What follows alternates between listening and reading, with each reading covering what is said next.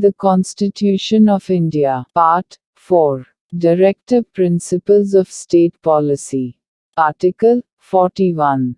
Right to work, to education, and to public assistance, in certain cases.